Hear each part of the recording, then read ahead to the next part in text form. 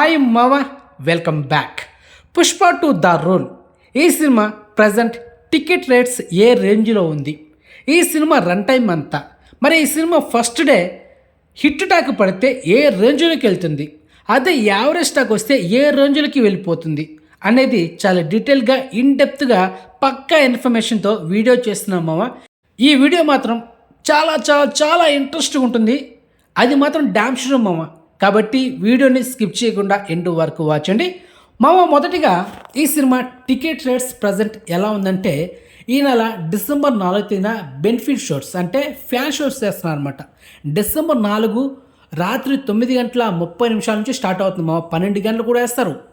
అప్పుడు ఈ cinema single screen ఎంతో తెలుసా, హైదరాబాద్లో 1121 అంటే 1121 రూపీస్ మామ బెనిఫిట్ షోకే.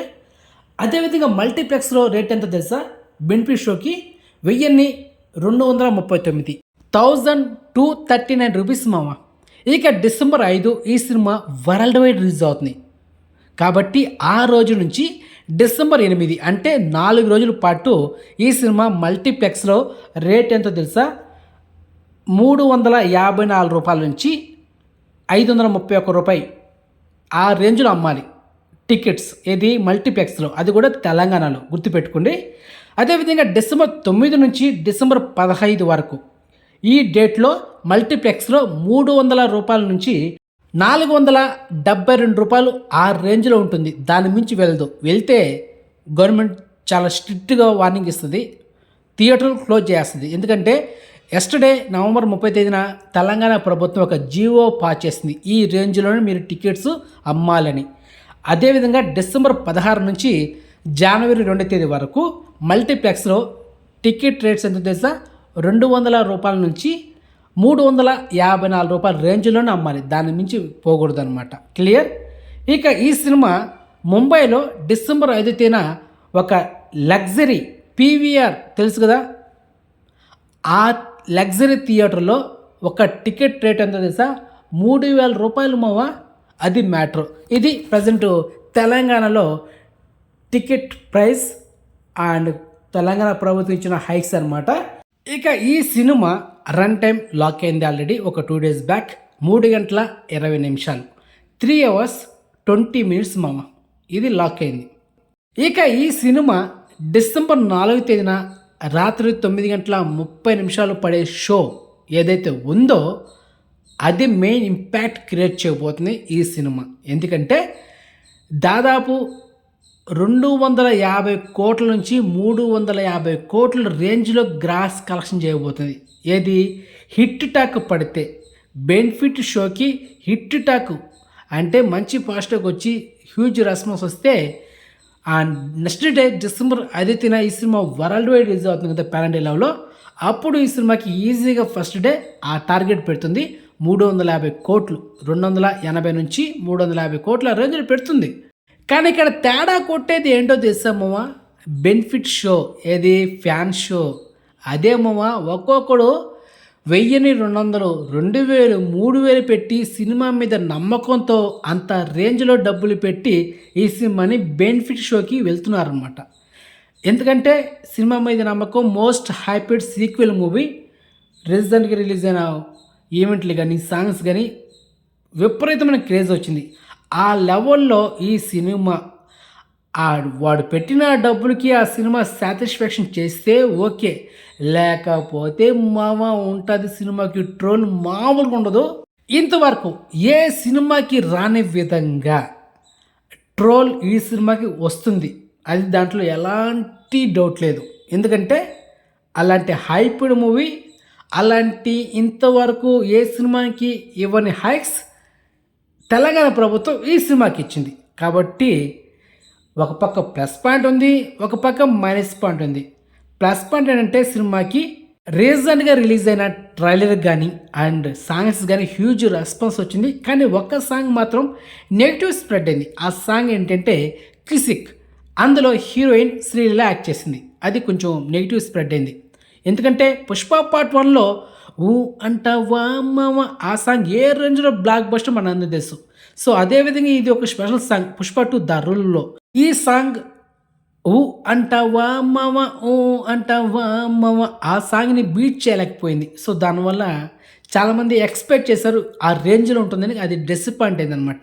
అదొకటి పక్కన పెట్టేస్తే, ఇక సినిమాకి ఇంకొక ఆహ్, మెయిన్ డ్రాబ్యాక్ ఏంటంటే రన్ టైమ్ మామ. 3 గంటల 20 నిమిషాలు మామ రన్ టైమ్. డైరెక్టర్ సుకుమార్ గారు ఈ సినిమాతో స్క్రీన్ ప్లేతో మ్యాజిక్ చేయాలా, ఒక వండర్ క్రియేట్ చేయాలా. అలా వండర్ క్రియేట్ చేస్తేనే సినిమా స్టాండర్డ్ ఆ లెవెల్‌లో ఉంటుంది. లేదంటే మాత్రం మామ అది మీ ఊహకే వదిలేస్తున్నా.